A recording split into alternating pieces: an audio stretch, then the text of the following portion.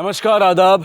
मैं Anoop Soni crime petrol सतर्क के ब्लैक हेडलाइंस अध्याय के आज के एपिसोड में आप सबका स्वागत करता हूं।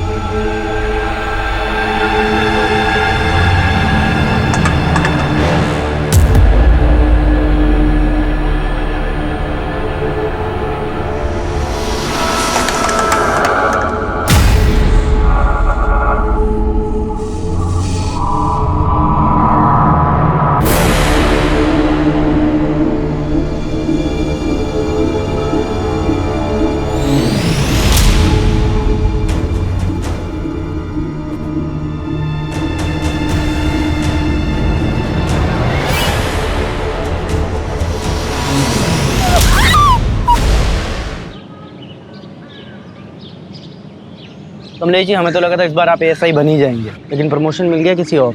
अरे भाई, जब हम पुलिस में भर्ती हुए थे ना, तभी हमको पता चल गया था ये पुलिस की नौकरी मतलब थैंकलेस काम है। हम ऐसा नहीं सोचते हैं। ये एएसआई बनने में जो है रिपोर्ट लिखने का झंझट है। हमारे लिए फील्ड का काम अच्छा है। फील्ड में जाना, लोगों की मदद करना, और उसके बाद ना हम शांति से रिटायर होना चाहते हैं और अपनी बीवी के साथ चैन की जिंदगी काटना चाहते हैं। अरे भाभी जी, बहुत लंबी उम्र है आपकी। अभी कमलेश जी आप ही के बारे में बात कर रहे थे। अच्छा, ये लीजिए आपका टिफिन। इधर रख दो। हाँ, और अंदर रख दो। काहे के लिए परेशान होती हो रोज रोज? हैं, सुबह दे दिया करो ना हमको। सुबह सुबह हम जो टिफिन देते थे आपको, वो तो आप कभी खाते ही नहीं थे। कहते थे कि ठंडा खाया नहीं जाता है, इसलिए गर्मा गर्म लेके आते हैं। तुमको भी रोज काम पे जाना होता है, इतना लंबा आती हो, थक जाती होगी। अरे चिंता मत करो, हम आपसे बहुत जवान हैं। मतलब हम बूढ़े हैं? नहीं, हमने कब कहा कि आप बूढ़े हो गए हो। आप तो हमारे गब्बर है। हम चलते हैं, तुरंत खा लीजिएगा। जी मैम। आप भी कुछ। अबे मियाँ बीवी की बातें सुनना अच्छी बात नहीं होती। आओ खाना खाते हैं। कमलेश जी, आप हो किस्मत वाले जो आपको इतना प्यार करने वाली पत्नी मिली। बेटा ट्रिक होती है, बीवी के लिए कभी कभी गिफ्ट लाया करो और बाहर ले जाया करो घुमाने के लिए। क्या मजाक मस्ती चलिए, चलने की तैयारी करो। कहाँ चलना है मनीष? मनीष सर, भूल गया? प्रमोशन हो गया है मेरा। जी सर। देख क्या रहे हो, मर्डर केस है। चलो। और चलो चलो चलो।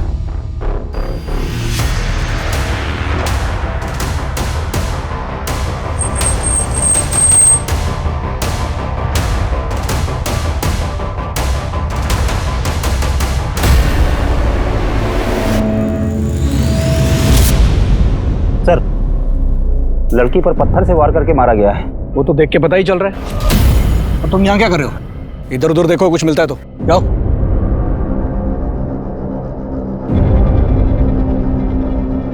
लगता है सर रेप भी हुआ है। वो तो पता चल ही रहा है, कपड़े फटे हुए हैं इसके। जी सर, मैं इधर देखता हूँ कुछ और। सर, आसपास कुछ भी काम का नहीं मिला है सर। सर जारी रखो और लड़की की पहचान जल्द से जल्द करने की कोशिश करो। सबके काम में डिसाइड करूं या फिर आपस में डिवाइड कर लोगे? हो जाएगा सर। गुड। और ये अपनी पर्सनल खर्च ना साइड में रखो, क्राइम की संजीदगी को समझो। ओके? वो लाश मिले 12 घंटे हो चुके थे, लेकिन उसकी पहचान का कोई क्लू नहीं मिला था। ये केस ऐसे रहस्यों में दबा था जो पुलिस की नींद उड़ाने वाले थे।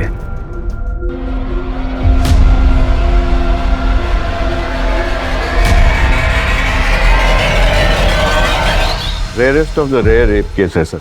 इसका न सिर्फ रेप किया गया है बल्कि ब्रूटली टॉर्चर भी किया गया इसको। इसकी लेफ्ट हैंड की ये चारों उंगलियां फ्रैक्चर, गले पर बाइट मार्क्स हैं दोनों तरफ, और वैसे ही बाइट मार्क्स उसके चेस्ट पर भी हैं। शरीर को बुरी तरह से नोचा खरोचा गया है। गैंग रेप है डॉक्टर? नहीं सर, इसके शरीर से सिर्फ एक ही आदमी का डीएनए मिला है। जिस तरह से इसको रेप करके मारा गया है, उससे तो यही लगता है कि किलर बहुत ही विकृत मान सकता है।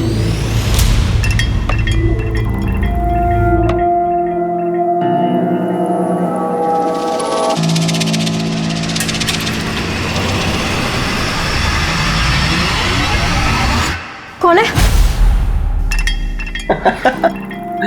डर गई क्या?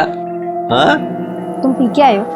अरे मैंने तो सोचा था तुम ड्यूटी पर हो गया, आज से नाइट शिफ्ट थी ना तुम्हारी। मेरे पीछे आशी करने से बाज नहीं आते तुम। तो तुम यही चेक करने के लिए आज रात ऑफिस ही नहीं गई? हाँ, मुझे तुम्हारी तरह जासूसी करने का कोई शौक नहीं है। अरे नाराज हो? बोला ना, पीने के बाद मुझे छुआ मत करो।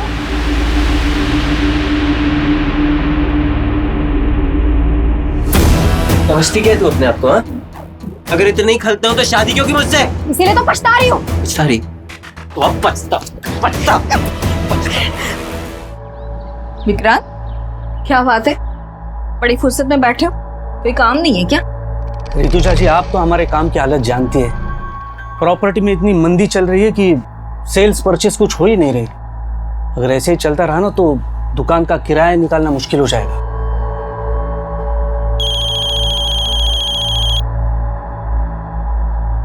हेलो मैम, आप मेरी हेल्प करने के लिए जल्दी से आ जाइए।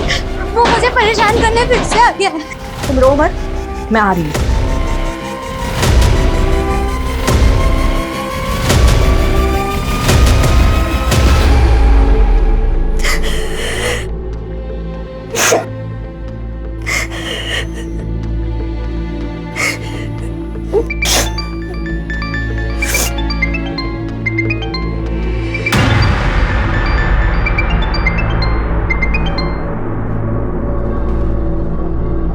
हेलो हेलो सलोनी,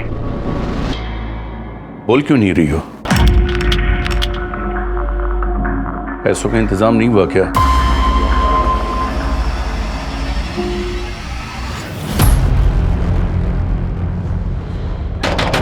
दरवाजा खोलो! दरवाजा खोलो! विजेता, हम हैं। ऋतु जा, खोलो। बेटा, मैं आ रही हूँ।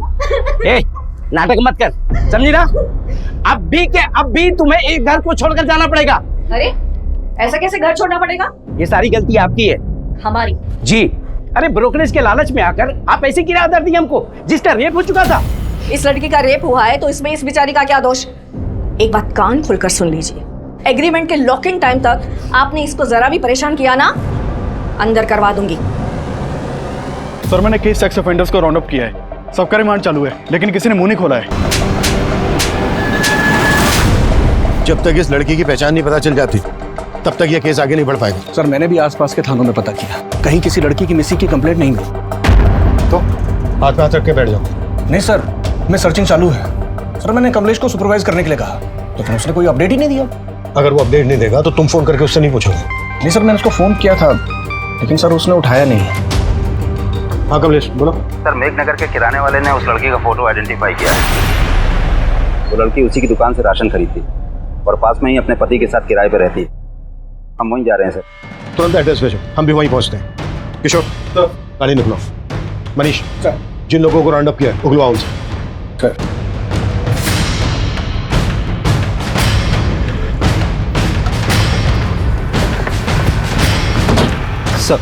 सर, लड़की का नाम आरती है। अपने पति के साथ किराए पर रहती थी यहीं पर। मकान मालिक बगल में ही रहते हैं। ये सर हरिचरण, आरती के मकान मालिक। ताला खोलो। सर, चाबी नहीं है। चाबी मेरे दूसरे घर पे रखी है सर। मैंने लड़के को भेजा है, वो चाबी लेके आता ही होगा। इस लड़की आरती का हस्बैंड कहाँ है? सर, अभी तो कुछ पता नहीं। कई दिनों से यहाँ ताला लगा हुआ था। सर, साहब आए थे तो मैंने विनोद को फोन भी किया था, लेकिन उसका फोन तो बंद आ रहा है। विनोद, ये आरती के हस्बैंड का नाम है? हाँ जी सर। कब से रह रहे थे ये दोनों यहाँ किराए पर? ये तकरीबन 7 महीने हो गए।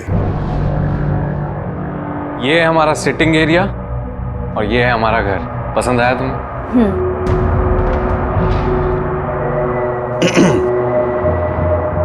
ये घर के एग्रीमेंट पेपर्स है, साइन कर लें। विनोद की पत्नी का इतनी बुरी तरह से रेप हुआ है, मर्डर हुआ है। विनोद गायब कहाँ है? उसका तो मुझे कोई आइडिया नहीं है सर। काम क्या करता था विनोद? विनोद कहता तो था कि मैं जॉब ढूंढ रहा हूँ, लेकिन वो दोनों बहुत ठाठ से रहते थे सर। देख करके कभी ऐसा लगा नहीं कि उनको कोई पैसों की कमी हो। आरती जल्दी करो, मूवी शुरू हो जाएगी। हमेशा लेट।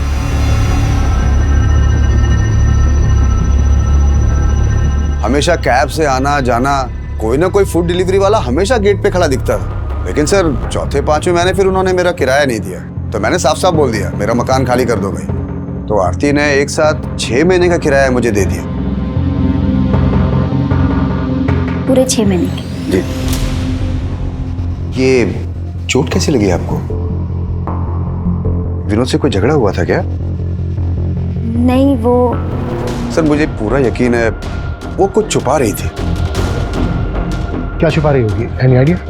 सर अब आइडिया तो नहीं है, लेकिन उनके रिश्ते अब पहले जैसे नहीं रहे थे। रोज घर से मारपीट की आवाजें आती रहती थी।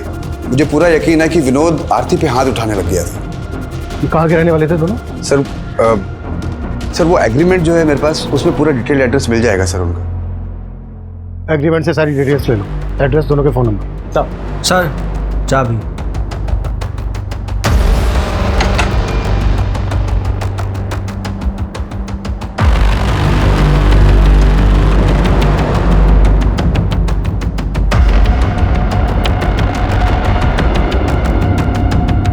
पूरे घर की तलाशी लो, कुछ भी छूटना नहीं चाहिए।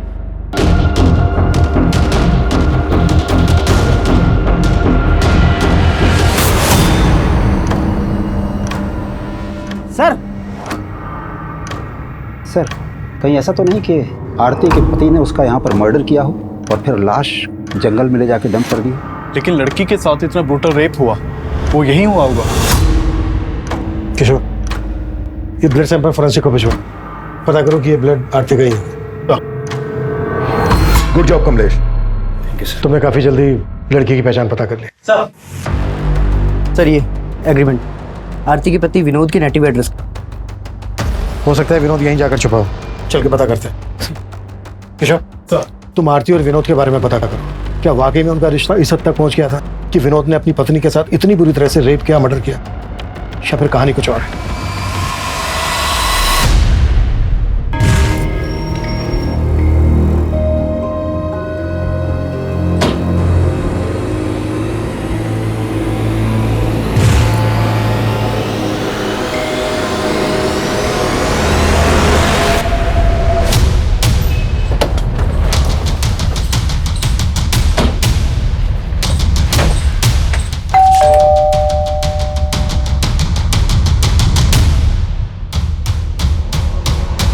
विनोद कहाँ है?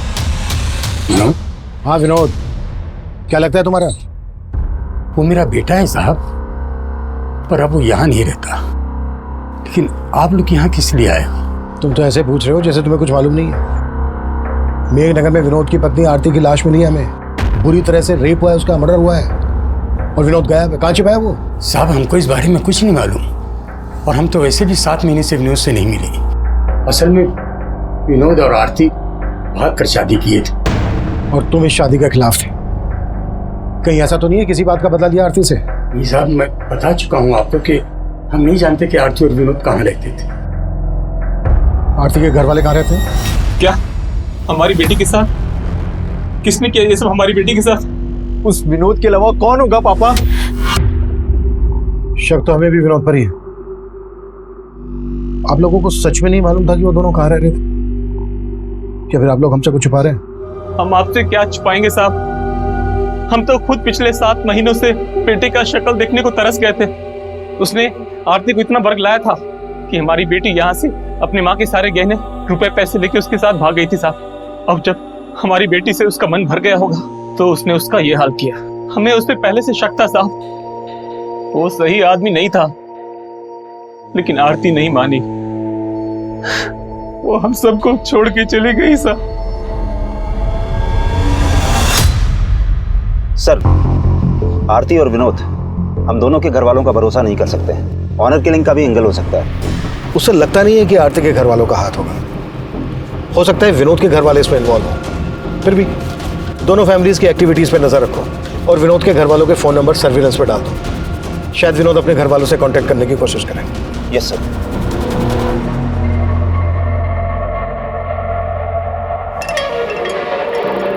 आकाश, ये तुमने ठीक नहीं किया। मुझसे बिना पूछे मेरी 7 लाख की एफडी तोड़वा दी। अकाउंट हम दोनों के नाम से था, उसमें मेरे भी पैसे थे। तुम्हारे सिर्फ 1.5 लाख रुपए थे। मुझे मेरे पैसे वापस चाहिए। वो पैसे मैंने इन्वेस्ट कर दिए। क्या? मुझसे बिना पूछे मेरे पैसे इन्वेस्ट कर दिए?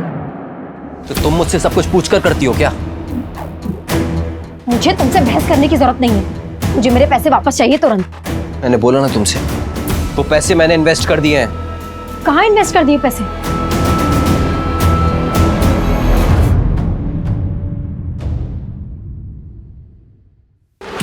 सुनो, तुम जल्दी से छुप जाओ, कहीं भी जल्दी करो, छुप जाओ।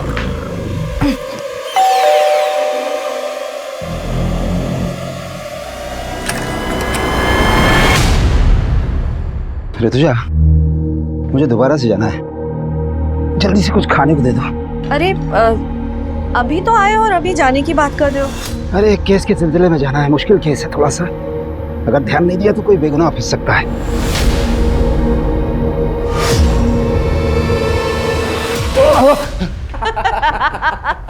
देखा मम्मी, पुलिस वाले भी डरते हैं। आप डर गए ना पापा?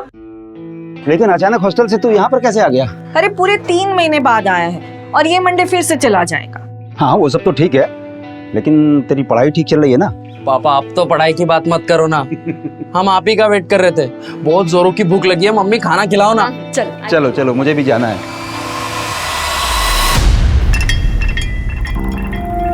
तो तुम मेरा पीछा कर रहे हो? सलोनी, तो मेरी बात सुनो सलोनी, मैंने कुछ ज्यादा ही गुस्से में बात करी।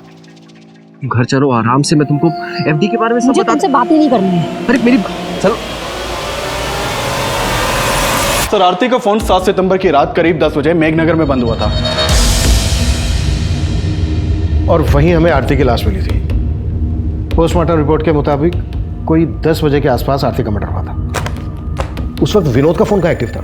सर, विनोद का फोन उस वक्त उसके घर वाले एरिया में एक्टिव था। विनोद का फोन 8 सितंबर की रात को बंद हुआ था। 8 सितंबर की रात को, यानी आरती के मर्डर के लगभग 24 घंटे बाद तक विनोद का फोन एक्टिव था। हाँ सर, मैंने आरती और विनोद दोनों के कॉल रिकॉर्ड्स चेक किए, उसमें एक कॉमन नंबर मिला है। किसका नंबर है? सर, वो इस सिकंदर नाम के आदमी का नंबर है। आरती और विनोद दोनों की से बातचीत होती थी। सर, सिकंदर ने ही आरती को आखिरी बार कॉल किया था और हत्या वाली रात क्राइम सीन पे इसका नंबर भी एक्टिव था।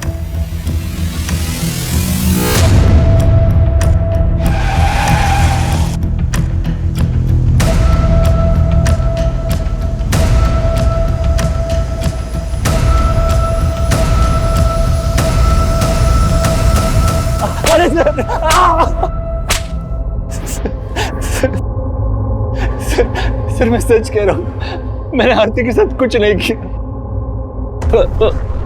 जहां आरती का मर्डर हुआ वहां तेरा फोन एक्टिव था। अब ये बोल, विनोद भी तेरे साथ मिला हुआ है?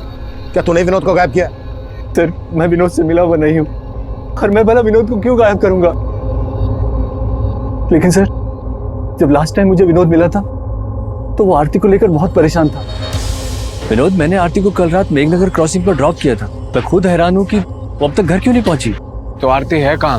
वो विनोद बहुत डरा हुआ था सर, उसके माथे पर चोट भी लगी थी। कैसे लगी थी चोट? ये तो उसने बताया नहीं, शायद कुछ छुपा रहा था। लेकिन सर, लगता है कि आरती को लेकर कोई झगड़ा हुआ होगा। ये कहानी सुना के भटका रहा है हमें। सर मैं सच बता रहा हूँ, मैंने कुछ नहीं किया। विनोद और आरती इतने फोन क्यों करते थे तुझे? सर, वो विनोद मेरे गैराज में जॉब करता था। माना, विनोद तेरे गैराज में जॉब करता था इसलिए तुझे फोन करता था, पर उसकी पत्नी आरती क्यों फोन करती थी तुझे? सर, वो भी जॉब ढूंढ रही थी पर विनोद ने ही मुझे उससे मिलवाया था। सर, ये मेरी वाइफ है आरती, ये भी जॉब करना चाहती है। आपके तो बहुत सारे कॉन्टेक्ट्स हैं ना, इसको भी कहीं पे जॉब पे लगवा दीजिए ना। वो आरती के लिए जॉब ढूंढ रहा था या फिर तेरी बुरी नजर थी उस पर? क्या किया तूने उसके साथ?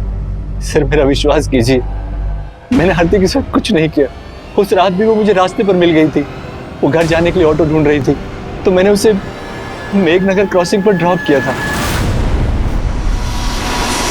आई एम सो सॉरी आरती, मैं थोड़ा जल्दी में हूँ, मुझे सीधे निकलना है, वरना तुम्हें घर तक छोड़ दूँ।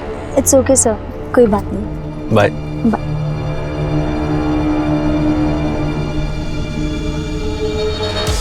उसके बाद क्या हुआ मुझे कुछ नहीं पता सर।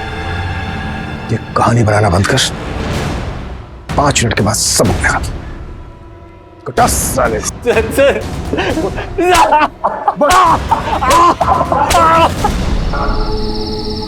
Auto auto.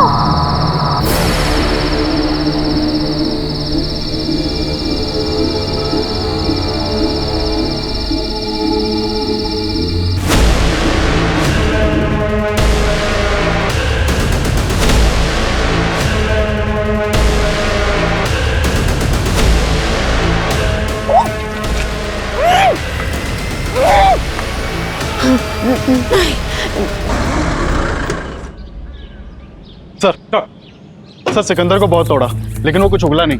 डीएनए लो। और आरती की बॉडी से जो मेरे रेपिस्ट का डीएनए मिला, मैच करो। सर विनोद पर क्या लीड है? सर उसके फादर का फोन सर्विलेंस पे, लेकिन कुछ भी सस्पिशियस नहीं मिला। हो सकता है विनोद कहाँ गायब है ये सिकंदर जानता हो। एक काम करो, सिकंदर को जाने दो और नजर रखो उस पर। सर। मनीष सर। सिकंदर बोल रहा था कि जब विनोद उसके पास आरती को पूछने आया था तो विनोद के सर पे चोट लगी। आरती के घर से जो हमें ब्लड मिला है चेक किया, आरती का ही है। सर वो कमलेश देख। सर मैं देख। बेटर। सर ब्लड की फॉरेंसिक रिपोर्ट आ गई है। आरती के घर जो खून के धब्बे मिले थे वो आरती के ब्लड ग्रुप से मैच नहीं कर रहे हैं। विनोद पर क्या रिपोर्ट है? सर विनोद की तो कोई लीड नहीं मिली, लेकिन मैंने आरती के घर वालों की एक्टिविटीज चेक की। जिस दिन आरती की हत्या हुई थी उस दिन आरती के फादर और उसका भाई, इन दोनों का फोन आरती के घर वाले एरिया में एक्टिव था। यानी कि उस दिन मेघनगर आए थे और इन्होंने हमसे झूठ बोला कि इनको मालूम नहीं था आरती और विनोद कहाँ रहते। एक टीम भेजो दोनों को उठाने के लिए। सर कंट्रोल रूम से फोन आया था, जैविकपुरा में एक और लड़की की लाश मिली है।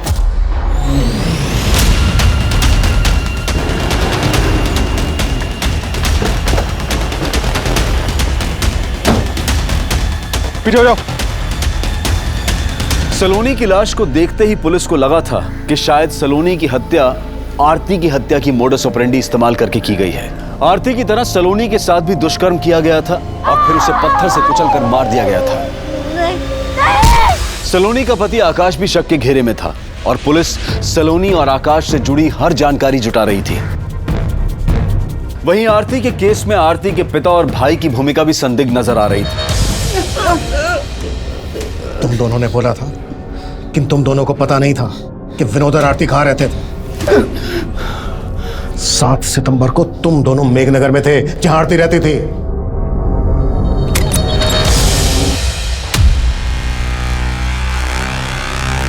अंदर देखो। आरती, आरती।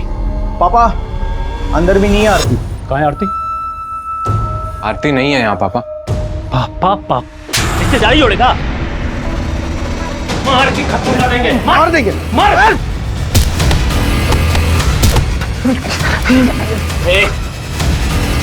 कहाँ है हमारी बेटी? मुझे नहीं मालूम है। ये नहीं मानेगा ये। फोन कहाँ है इसका? आरती का नंबर होगा। आरती तू कहाँ है बेटा? पापा। आरती, आरती बता। साले हम लोग घबरा गए थे और हम दोनों वहां से चले गए थे साहब। ऐसे नहीं उगलेंगे दोनों। कटस! इन पैसे भरोसा नहीं कर सकते। इनका भी डीएनए लो और रेपिस्ट के डीएनए से मैच करवाओ। हाँ मनीष बोलो। सर ये सलोनी और आकाश की आपस में बनती नहीं थी। पड़ोसियों ने कहा कि वो आपस में काफी झगड़ा करते थे और उसी की एक कुलीग ने कहा कि वो तो अपने पति से डाइवोर्स लेने तक की बातें कर रही थी। सर ये क्या बोल रहे हैं आप? सर झगड़े किन मियां बीवी के बीच में नहीं होते। ड्रामा बंद करिए। सब पता है हमें। सलोनी की हत्या से 3 दिन पहले तूने तेरी और सलोनी की 7 लाख की एफडी तोड़वाई थी। और क्या क्या किया तूने अब ये तो हमें बता। सर मैं सच कह रहा हूँ, मैंने कुछ नहीं किया। जरूर इस सब में उसके चाचा का हाथ है। वो उससे 12 लाख रुपए मांगकर उसको टॉर्चर कर रहे थे सर। क्या? जी सर। सलोनी के पेरेंट्स की डेथ के बाद सलोनी के चाचा ने उसके घर पर कब्जा कर लिया था और उसे 12 लाख की मांग कर रहे थे कि अगर वो 12 लाख रुपए दे दे तो वो घर छोड़ देंगे। और सलोनी पैसा देने के लिए तैयार भी हो गई थी, इसलिए मैंने वो एफडी तोड़वाई थी सर। मुझे तुमसे बहस करने की जरूरत नहीं है। मुझे मेरे पैसे वापस चाहिए तुरंत। मैंने बोला ना तुमसे, वो पैसे मैंने इन्वेस्ट कर दिए हैं। देखो आकाश, प्लीज मुझे मेरे पैसे वापस कर दो। मुझे चाचा को 12 लाख रुपए का इंतजाम करके देना है। वो तुम्हारा अपना घर है, अपने घर के लिए तुम 12 लाख क्यों दोगी? वो पैसे तो मैंने बचा लिए, लेकिन बाद में मैंने चेक किया तो घर से सलोनी के गहने गायब थे। घर से सलोनी के गहने गायब और ये बात तू हमें अब बता रहा है? सर मैंने कल रात में ही चेक किया था। अरे ऋतुजा जी, आइए आइए। दरअसल हम आप ही के बारे में इनसे बात कर रहे थे। अच्छा, हाय विष्णु, नमस्ते, बैठिए। Nice to meet you. वैसे विक्रांत भाई आपके बारे में बड़ी तारीफ कर रहे थे। अच्छा, दरअसल वो अपना दफ्तरगंज वाला एरिया है ना, वहाँ की जमीन इन्हें पसंद है, खरीदना चाहते हैं। बस इनकी एक छोटी सी डिमांड है। डिमांड? जी, और वो डिमांड सिर्फ आप ही पूरी कर सकती हैं। लेकिन आपकी डिमांड क्या है?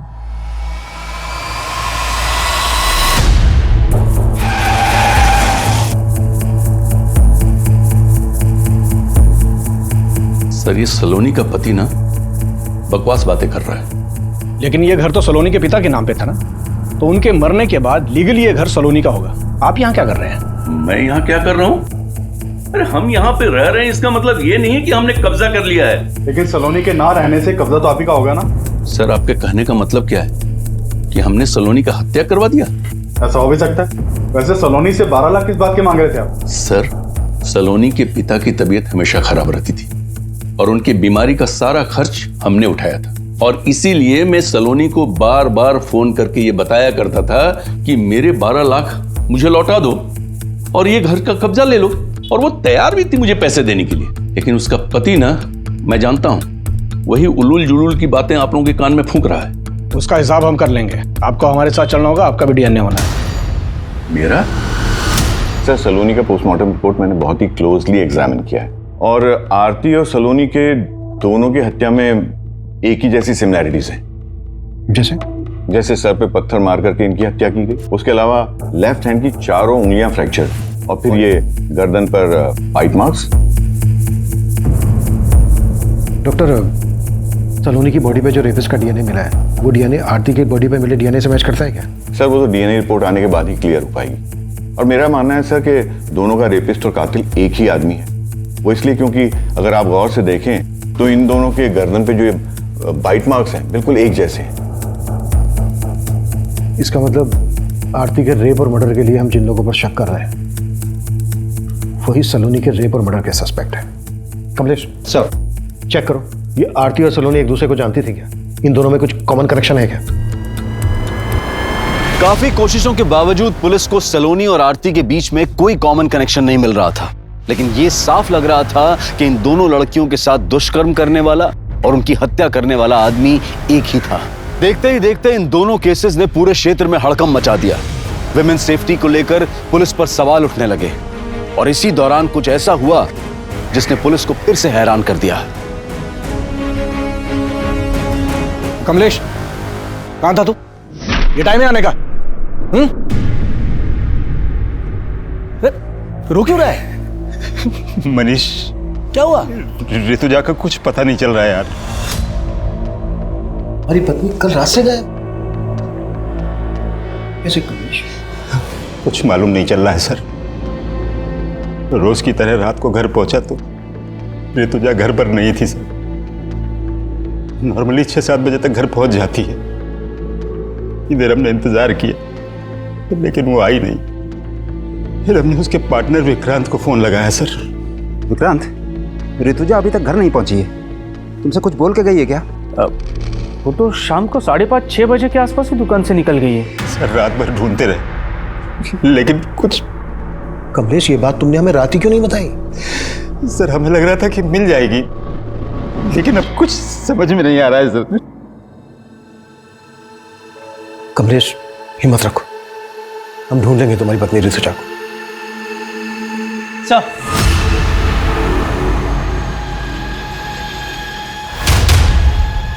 हामिद बोलो।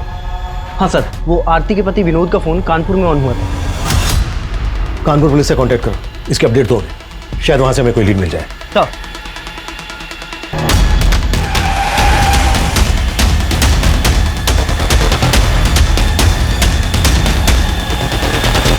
ऋतुजा जी को लेकर मैं खुद परेशान हूं सर।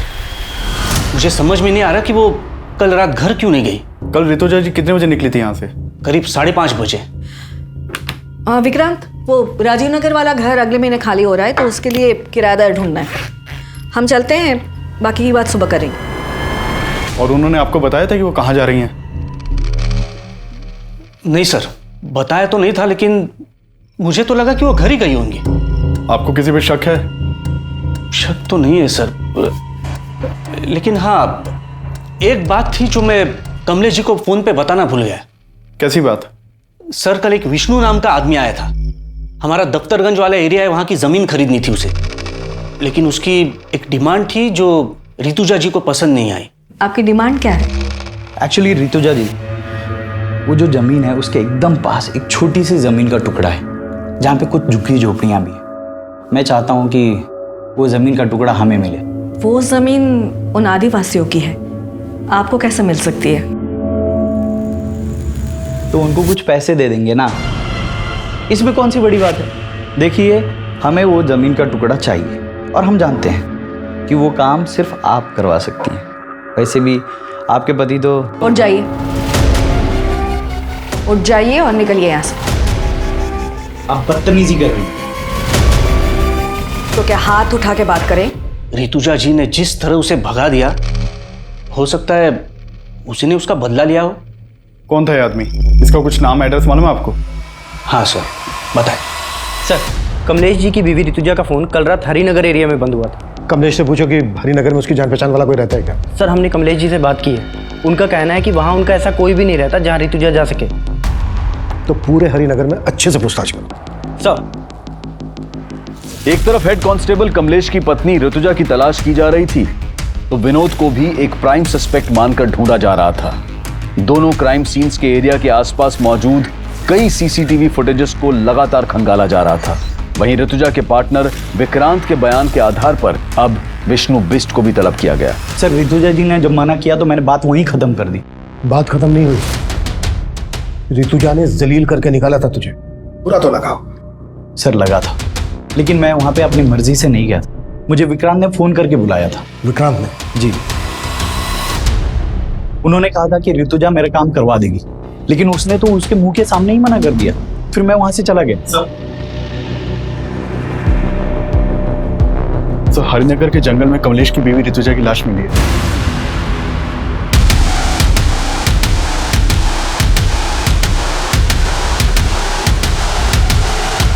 पीछे।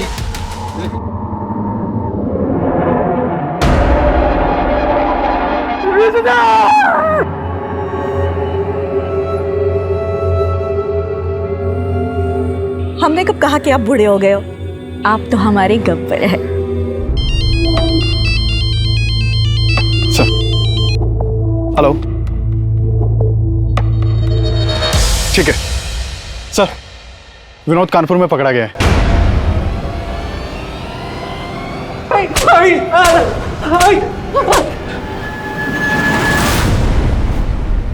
सर, मैं आरती से बहुत प्यार करता था। मैंने कुछ नहीं किया है। फिर भागा क्यों था? सर, मैं डर गया था। उस दिन जब आरती के घर वाले आए तो उन्होंने मुझे बहुत मारा। तब तो हम वहां से चले गए थे, लेकिन उस रात आरती घर पर नहीं आई। और फिर आरती की हत्या की खबर पढ़ के मैं बहुत डर गया था सर। डर गया था? अगर डर गया था तूने कुछ नहीं किया तो डरने की क्या जरूरत है? सर, मुझसे गलती हो। पैसों की तंगी में मैंने आरती की लाइफ बर्बाद कर दी। पैसे की तंगी? तो कहना क्या चाहता है? सर, मैं चाहता था कि आरती की जॉब लग जाए, लेकिन सिक्का ने मुझसे कहा कि अगर मैं आरती को उसके साथ... वो तुम्हें समझ में आ रहा है? तुम क्या बोल रहे हो? आरती, समझने की कोशिश करो। 3 महीने से किराया नहीं दिया है, कुछ नहीं बचा है हमारे पास। और आरती, अगर तुम नहीं मानी ना तो मकान मालिक हमें घर से बाहर निकाल देगा। तुम ये कहना चाहते हो कि मैं चंद पैसों... आरती, चंद पैसे नहीं है, जरूरत है हमारी अभी। तो क्या करें, घर चले जाएं? एक्सेप्ट करेंगे वो? मार डालेंगे आरती हमें। आरती, जब तक मुझे कुछ अच्छा काम नहीं मिलता तब तक कर लेते हैं ना।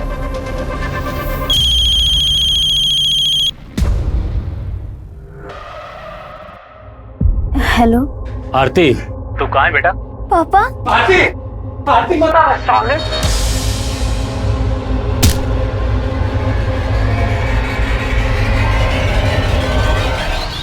तो जब मुझे पता चला कि आरती के साथ इतना सब कुछ हुआ है तो मेरा शक सीधा सिकंदर पर ही गया।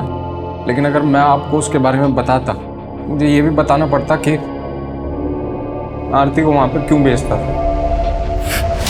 अपनी बीवी से धंधा करवाता है और बोलता है भरोसा करो। तोड़ साले को। सर सर सर सर मैं मानता हूँ कि मैं आरती के साथ रिश्ता रख के विनोद को पैसे देता था, लेकिन सर उस रात मैंने आरती को मेघनगर क्रॉसिंग पे ड्रॉप कर दिया था।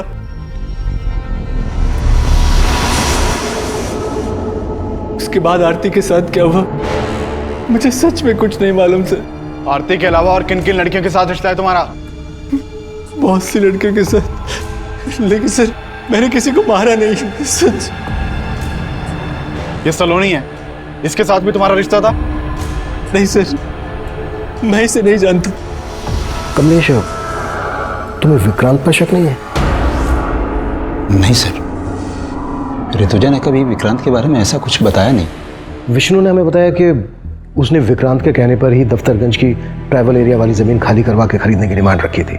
हो सकता है ऋतुजा का मना करना विक्रांत को बुरा लगा हो और विक्रांत ने ही ऋतुजा का रेप और मर्डर किया हो, बाकी दोनों मर्डर्स का एमओ इस्तेमाल कर। हमारी तो कुछ समझ में नहीं आ रहा है सर।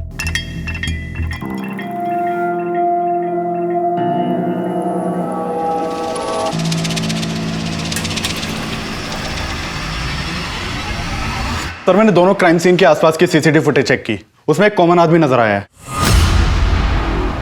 ये देखिए सर, ये आदमी मेघनगर में आरती के पीछे जाता हुआ दिख रहा है और जैविकपुरा में सलोनी के पीछे। है कौन ये आदमी? सर खबरियों से पता लगवाया मैंने, ये एक चरसी है, नशे के लिए चोरी लूट करता है, हमने इसे उठवा लिया है। सर मैंने किसी को नहीं मारा सर। सर मामूली सा चोर हूँ सर, रेप नहीं किया सर मैंने। सर मैंने कुछ नहीं किया सर। कुट्टो। सर नहीं। सर वो चरसी भी कुछ नहीं होगा। उसका वीडियो ले लो और ऋतुजा के मर्डर के दौरान कमलेश की एक एक एक्टिविटीज चेक करो। सर। किशोर, तीनों विक्टिम्स का कातिल अभी तक पकड़ा नहीं गया है। वो जल्द से जल्द हमारी गिरफ्त में होना चाहिए, इससे पहले कि वो किसी और को अपना शिकार बनाए।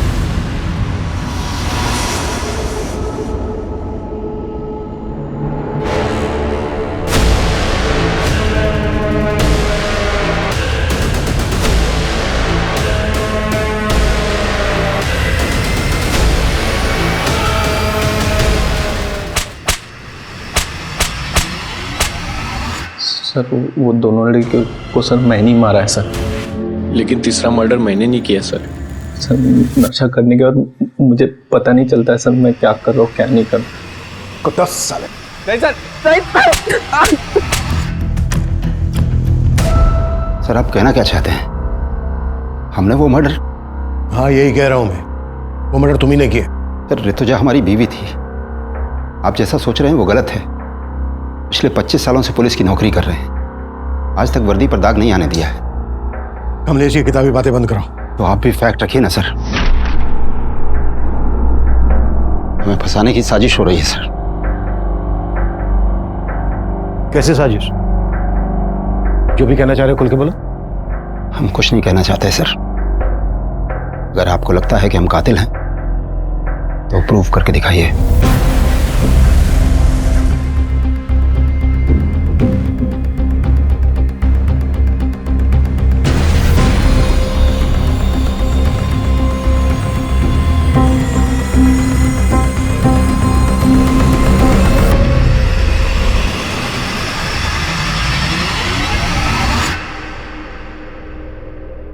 हेलो डॉक्टर, ऋतुजा की पोस्टमार्टम रिपोर्ट का क्या स्टेटस है? Are you sure doctor?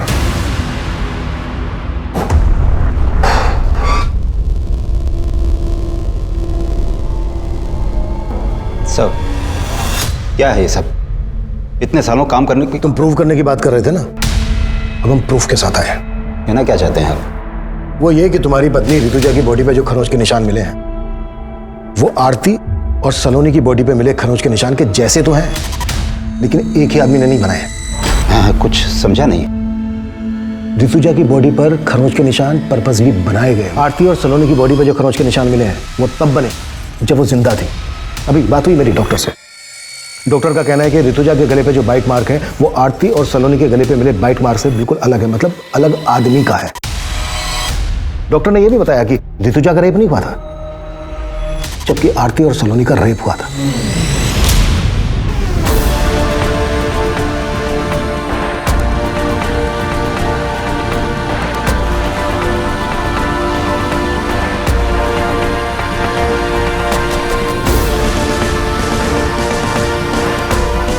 आरती और सलोनी के केस का एमओ ऋतुजा के मर्डर करने के लिए इस्तेमाल किया गया है।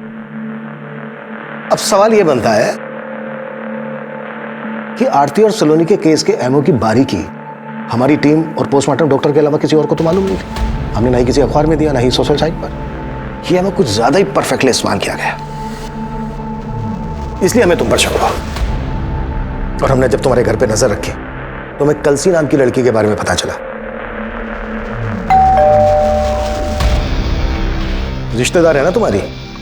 हमने कलसी और तुम्हारे बेटे सरंत दोनों को उठवा लिया। सर, हम और सारंत एक दूसरे को बचपन से जानते हैं। हम अपनी सारी प्रॉब्लम्स हमेशा सारंत के साथ ही शेयर करते थे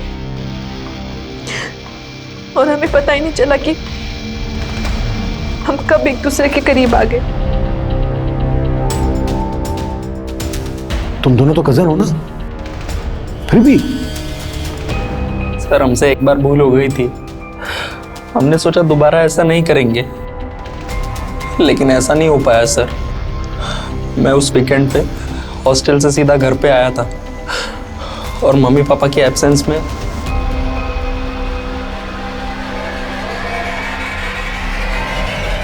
सारंग, बेशरम, शर्म नहीं आई तुझे? हाँ, कजिन हो तुम उसकी, बड़ी बहन हो।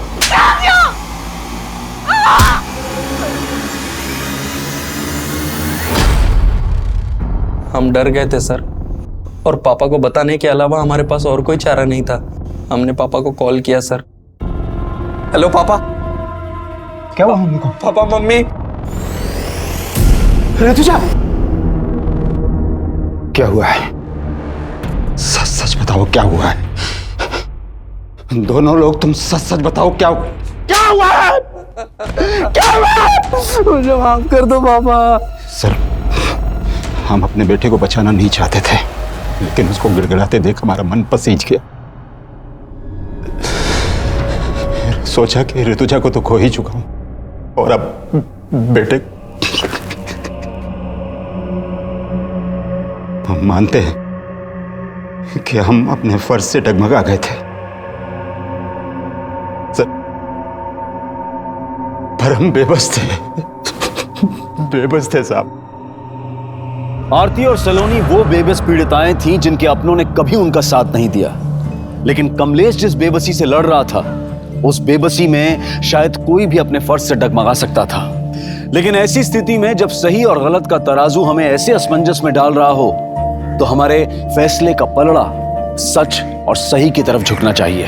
क्योंकि झूठ और गलत को जितना भी छिपाने की कोशिश की जाए, वो एक ना एक दिन सामने आ ही जाएगा। देखते हैं हमारे आज के एपिसोड की दूसरी कहानी। देश को आजाद हुए 73 साल हो गए, लेकिन फिर भी रोज सुबह अखबारों में महिलाओं से जुड़े अपराध की डरावनी और चौंकाने वाली खबरें पढ़ने को मिलती हैं। लड़कियां अपने हक, अपनी आजादी की लड़ाई देश की आजादी के बाद भी लड़ रही हैं। जैसे जंगल में अपने शिकार को दबोचने के लिए जंगली जानवर उसके पीछे भागते हैं, कुछ वैसा ही दृश्य था यहाँ। आखिर कौन थी ये लड़की और कौन थे वो लोग, और क्यों उन्होंने इस लड़की को इतनी बेरहम मौत दी? इसके पीछे का सच और हमारे समाज की मानसिकता को समझने के लिए हमें 2 साल पीछे जाना होगा। ये कहानी है 2 बहनों की, प्रिया और चित्रा।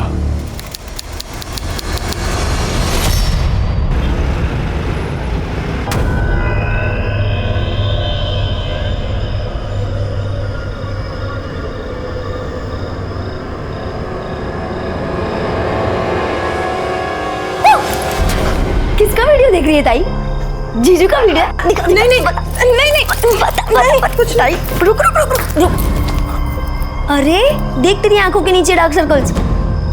लगता है जीजू तुझे पूरी रात सोने नहीं देते। चल ये सारी बातें छोड़, वैसे आज तक तेरे और जीजू के बीच में क्या क्या हुआ है? अरे बता ना ताई, बता ना। प्रिया, सच बताऊं? हाँ बता। इधर आ मेरे साथ। तेरे जीजू और मेरे बीच आज तक कुछ भी नहीं हुआ है, बल्कि वो तो रात भर कमरे में आते ही नहीं है। मैं अकेले कमरे में सोती हूँ। ताई देख, तू बुरा मत मान, मुझे ना जीजू का बर्ताव थोड़ा ठीक नहीं लग रहा। हो सकता है उनका कोई अफेयर हो। तू ना जीजू पे नजर रख।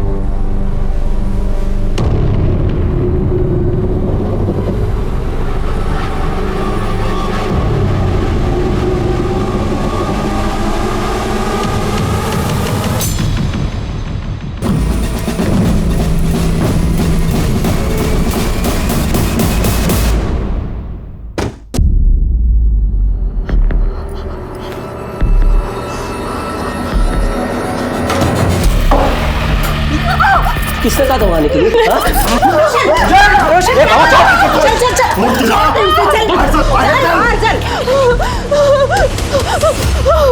शांत हो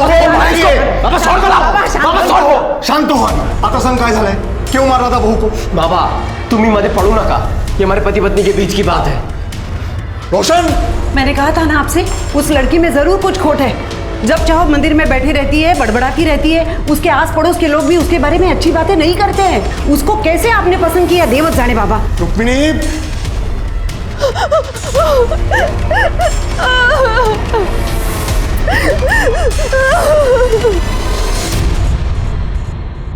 वहिनी, भाजी आणली बाजारातून. भाजी आणली.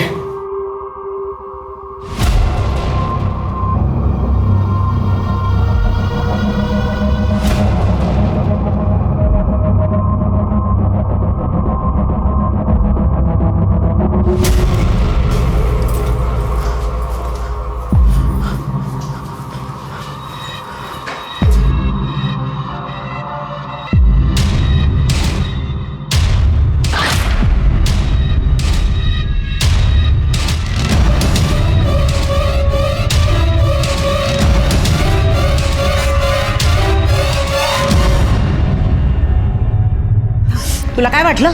तू यहाँ कुछ भी करेगी और हम देखते रहेंगे? सच सच बता, क्या कर रही थी, वरना पूरे गांव को बता दूंगी मैं. हमारे यहाँ चुड़ैल को जला देते हैं. ठीक है, जला दीजिए मुझे. आपको क्या लगता है, अगर आप पूरे गांव को बता देंगी तो मैं नहीं बता सकती कि आपका बेटा रात को उस कमरे में क्या करता है?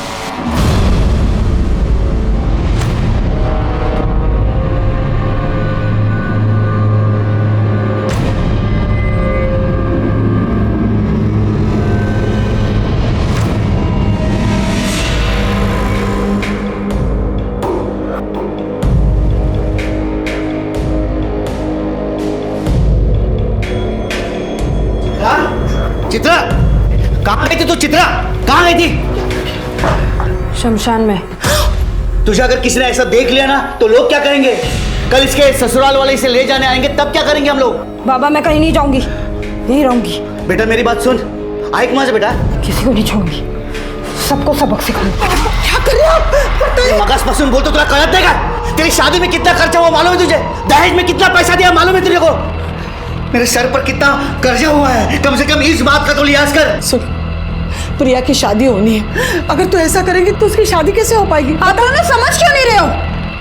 नहीं जाना मुझे वहाँ. वो रोशन बिल्कुल अच्छा लड़का नहीं है. मैं खुश नहीं हूँ वहाँ. मैं नहीं जाऊंगी. चित्रा, चित्रा, आओ. वो कृष्णा जी और रुक्मिणी जी को बुला लो. हो, आता तेच केलं पाहिजे, कारण चित्रा काय ऐकत नाही आपलं.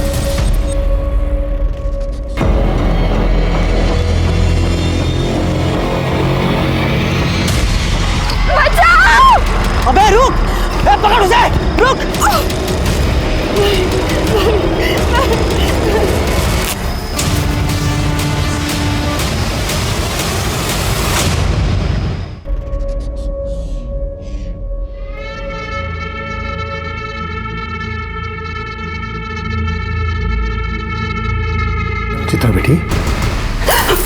चित्रा बेटा मेरी बात सुनो, अब गुस्सा छोड़ दो।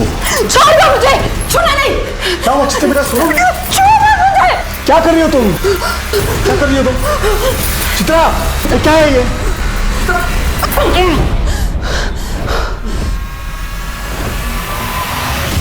भाऊ, हमने चित्रा को समझाने की लाख कोशिश की, लेकिन वो हमारी बात सुन ही नहीं रही है। वो आपके घर आने के लिए राजी नहीं है। काय कर ऐसा था? मैं सब समझती हूँ, ये सब मिले हुए हैं, मिली भगत है इनकी, ताकि समाज में हमारे खानदान की नाक कट जाए। लोग तो बोलेंगे ना, देखो देखो इनकी बहू भाग गई, इनके बेटे में ही खोट है। नहीं नहीं चाहिए, ऐसी कोई बात नहीं है। हाँ हाँ, अगर ऐसा कुछ नहीं है तो गांव के सामने बता दो चित्रा तंत्र विद्या करती है। नहीं नहीं चाहिए, वो कुछ तंत्र विद्या वगैरह करती नहीं है। वो पूजा करती है, कुछ गलत काम नहीं करती, और अब वो वापस जाने के लिए तैयार नहीं है। लड़की वापस नहीं जाएगी तो बदनामी तो होगी ना। भाऊ, बदनामी का क्या, वो तो पहले ही हो चुकी है। एक और बेटी है, तिशा लग ना सका है, अब कौन करेगा उसके साथ शादी? एक रास्ता है दिनकर, तुम अपनी छोटी बेटी का ब्याह इनके बेटे रोशन से कर दो। लेकिन अरे लेकिन क्या, समझता हूँ शादी में कोई दहेज नहीं देना पड़ेगा। हाँ, और जो शादी में जो खर्चा लगेगा दोनों दिन बांट लेना। क्यों? सही बात, सही बात। हो, आम्हाला चालेल। ठीक है, जशी तुमची इच्छा। बस मानता हो गई।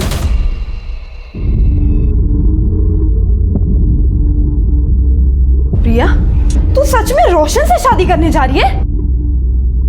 प्रिया मेरी बात सुन, रोशन अच्छा लड़का नहीं है, तू वहां खुश नहीं रहेगी। वो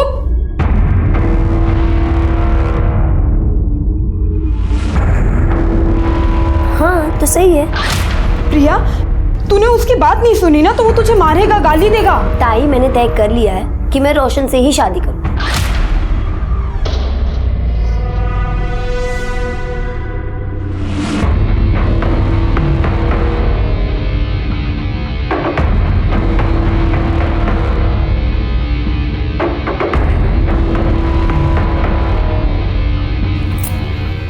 क्या कर रही है तू? चुप रह। और ऐसे रोज एक चुटकी बबूल पानी में मिलाकर पीना, हाँ? इससे वो तुझे मार नहीं पाएगा। क्या बोल रही है ताई? हंसती क्या है? हाँ, जो कह रही हूँ ना वो सुन, और ये रख। ठीक है ताई। हंसती है।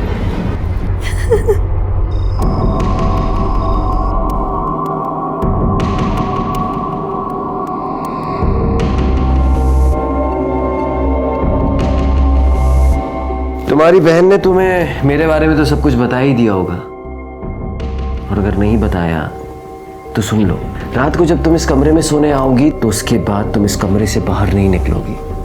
सुबह तक तुम कुछ देखोगी या तुम कुछ सुनोगी, और अगर ये सब कुछ तुम ठीक तरीके से करती हो तो तुम्हें कोई परेशानी नहीं होगी। ये वादा है मेरा।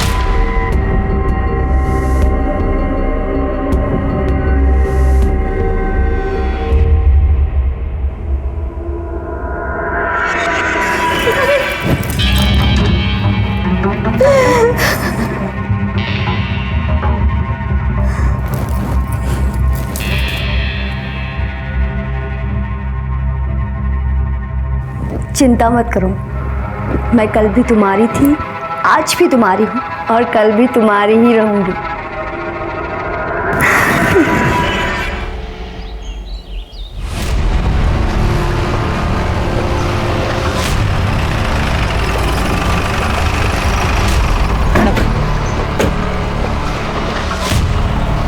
हटिए आप लोग, चलिए हटिए, चलिए चलिए दूर चलिए, चलिए साइड होइए, सबको पीछे करो। 23-24 साल की लगती है मैडम, बॉडी को आधा जलाया गया है, हो सकता है कि रेप भी किया गया। फिर इसे पूरी तरह से क्यों नहीं जलाया, या फिर आइडेंटिटी छुपाने की कोशिश की है? किसी ने कुछ देखा है? नहीं मैडम। शिरके, इस पूरे इलाके में बस एक ही घर है। किसका घर है ये? मेरा घर है मैडम, मैंने आपको फोन करके बुलाया। अच्छा, क्या देखा आपने? सुबह उठकर मैं इधर से जा रहा था, तभी मैंने लाश देखी। सुबह देर रात कुछ गड़बड़ फील हुई आपको? हाँ मैडम, कल रात को मैं पेशाब के लिए बाहर आया था, तभी मैंने गोली चलने की आवाज सुनी। मुझे लगा विद्रोही आ गए, इसके लिए मैं डर के अंदर भागा। मतलब ये विद्रोहियों का काम है? नहीं, मुझे नहीं लगता है विद्रोहियों का काम है। अगर विद्रोही इस लड़की के साथ कुछ गलत करते तो इस तरह से बॉडी आधी जलाकर नहीं छोड़ देते। इसकी आइडेंटिटी छुपाने की कोशिश नहीं करते। ये किसी और का काम है। एक काम करो, आसपास अगर चेक करा, फॉरेंसिक टीम को बुलाओ और बॉडी पोस्टमार्टम के लिए भेजो। ठीक है मैम।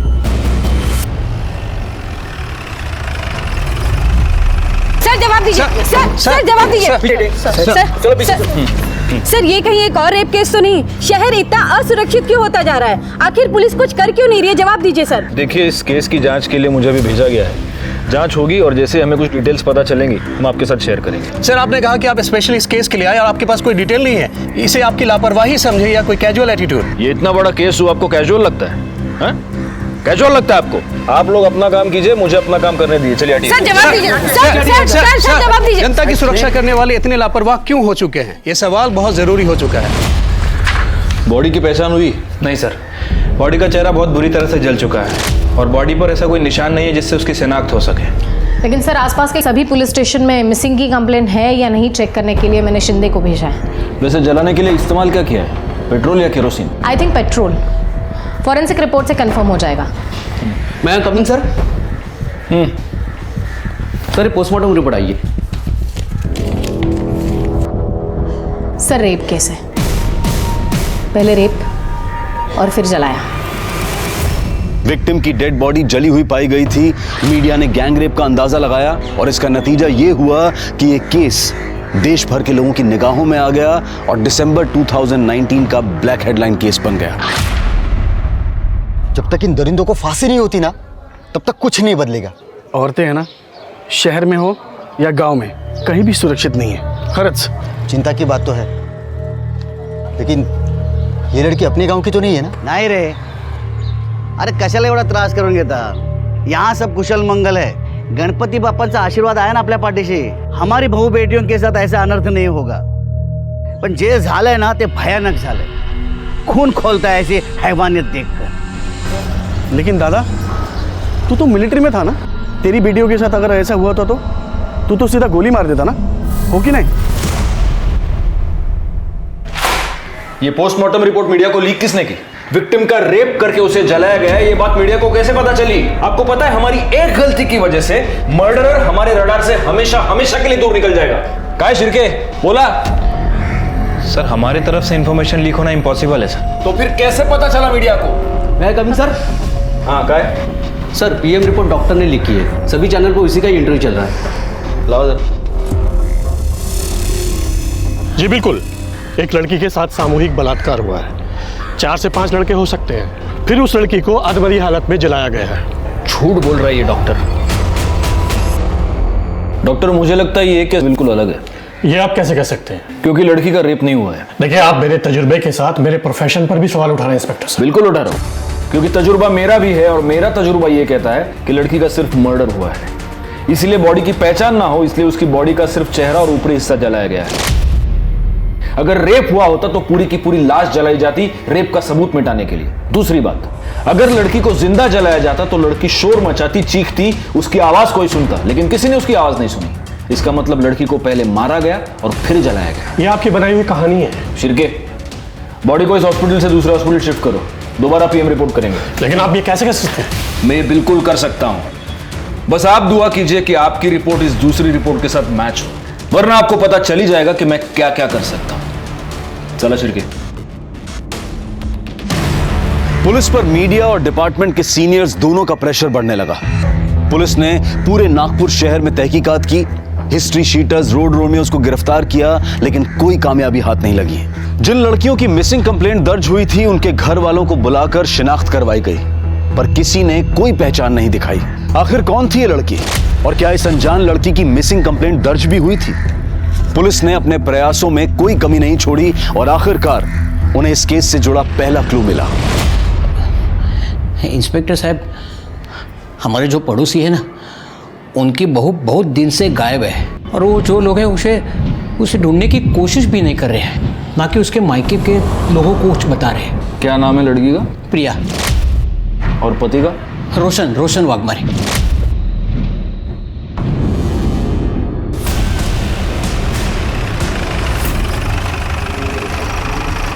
जो भी है वो सच सच बता दो। पुलिस को गुमराह करने की कोशिश मत करना, वरना हमारे पास बहुत तरीके हैं सच उगलवाने के जो आप सह नहीं पाओगे।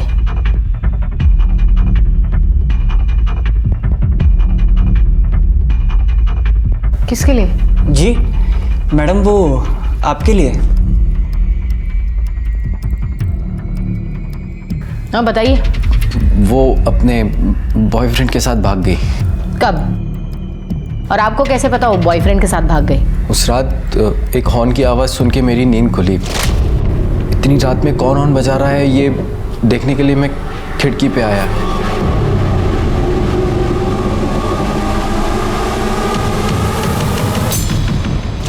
एक मिनट, आपकी बीवी और आप एक कमरे में एक दूसरे के आजू बाजू में सोए थे और आपको पता ही नहीं वो भाग गई? नहीं, वो उस रात मैं दूसरे कमरे में सोया था। क्यों? मेरा व्रत था इसलिए। क्या हम ये कहानी मान ले? आपकी बीवी भाग गई, कंप्लेन क्यों नहीं लिखवाई? वो कैसे बताते? बदनामी से किसे डर नहीं लगता है। और हमारी बहू तो उसके आशिक के साथ भाग गई, ये जानने के बाद तो गांव वाले हमारा जीना मुश्किल कर देते। आपको भी डर था बदनामी का? इज्जत कमाने में सालों लग जाते हैं। देख, 2 कौड़ी की लड़की के लिए इज्जत को कैसे दांव पे लगा सकते हैं? ये बताइए उसके बॉयफ्रेंड का नाम क्या है? उसका नाम शायद नवीन था। शिर के प्रिया की मोबाइल सर्विलेंस पे लगा दो, उसकी कॉल डिटेल्स निकलवाओ, पता करो वो सबसे ज्यादा किससे बात करती है। एक बार उसके बॉयफ्रेंड का पता चलेगा तो उस तक पहुंचना आसान होगा।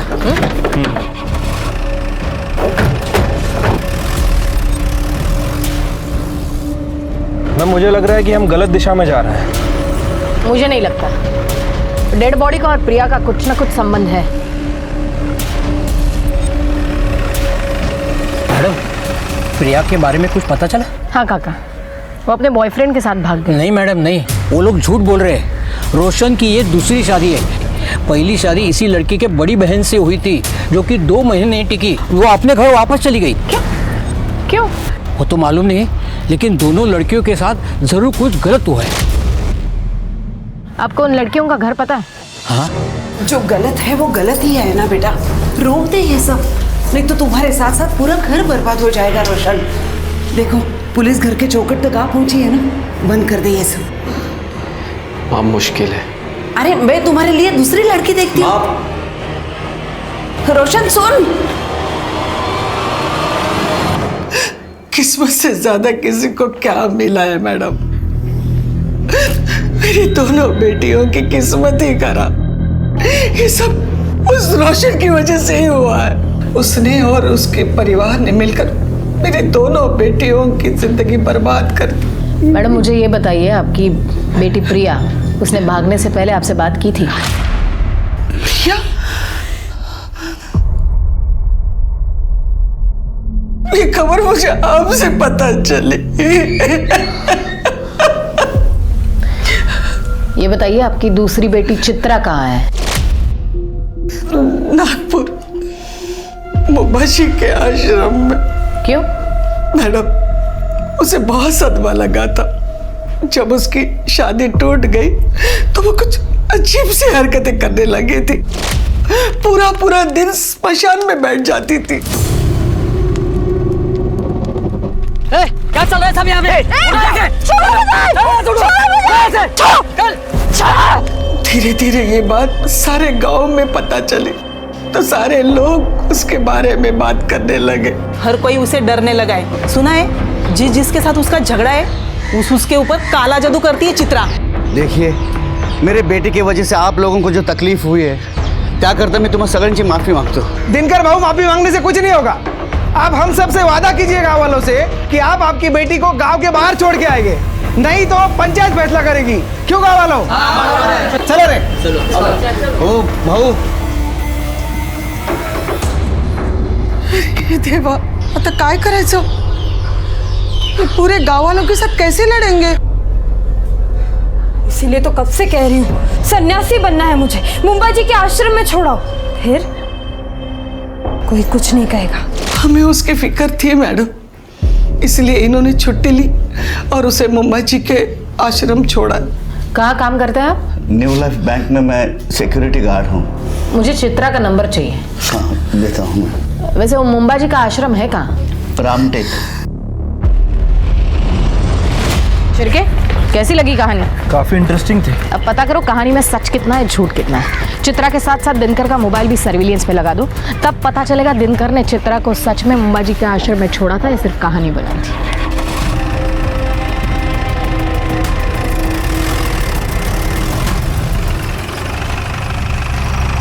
Good morning sir. Good morning. 2 PM report आ गई है। आपने सही कहा था, लड़की का रेप नहीं हुआ है सर। पहले उसे गोली मारी गई, फिर उसे जलाया गया। मैं जानता था। चित्रा और प्रिया के मोबाइल का क्या हुआ? सर दोनों के फोन अभी तक स्विच ऑफ है। इनफैक्ट दोनों के फोन नागपुर में ही स्विच ऑफ हुए थे। इसका मतलब चित्रा भी आश्रम में नहीं है। और दिनकर की phone location? Sir mobile location के हिसाब से दिनकर ने ही चित्रा को मुंबा जी के आश्रम में छोड़ा था। सर एक्चुअली PM रिपोर्ट में और एक चौंका देने वाली बात है। क्या? विक्टिम के बॉडी में मेल्टेड बुलेट मिली है sir. Melted bullet? Yes. Dinkar bank का सिक्योरिटी गार्ड है, उसके पास राइफल तो होगा ही। ये दिनकर और रुक्मिणी जरूर हमसे कुछ छुपा रहे हैं। एक ही घर की 2 लड़कियां गायब होती हैं और ना मायके वालों को कुछ पड़ी है ना ससुराल वालों को। कहीं ये लाश इन दोनों बहनों में से किसी एक की तो नहीं है? लेकिन अगर हम सही दिशा में जा रहे हैं तो ये दोनों बहनें नागपुर से इतनी दूर मर्डर स्पॉट पर उस खेत में क्या करने गई थी? नहीं, कुछ तो है जो हमसे छूट रहा है। एक काम करो, दिनकर और सावित्री का DNA इस लाश के साथ मैच करो। इन 2 बहनों में से किसी एक का मिलना हमारे लिए बहुत जरूरी है। और शिर्के, तुम मुंबा जी आश्रम हो सकता है वहां कुछ लीड मिल जाए। ठीक है सर।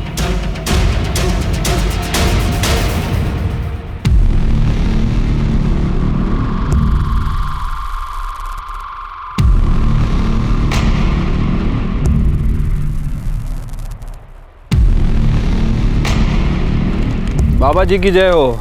जय हो। ये आपके लिए।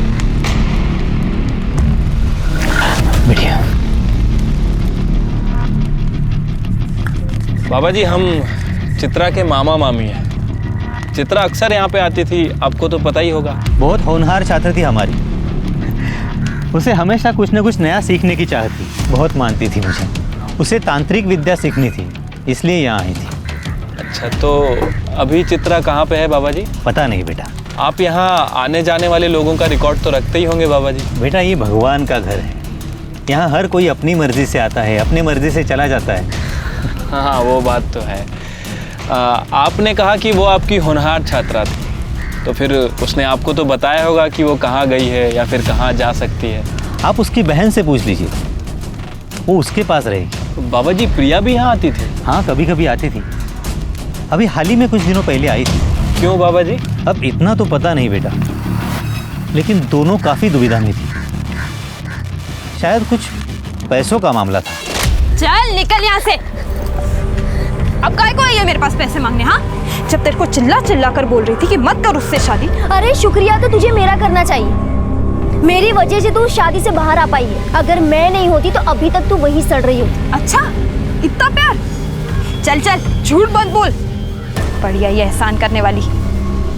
और एक बात याद रख, मैंने नहीं बोला था तुझे उस दलदल में जाने को। हाँ, अब गई है ना तो खुद ही बाहर निकल।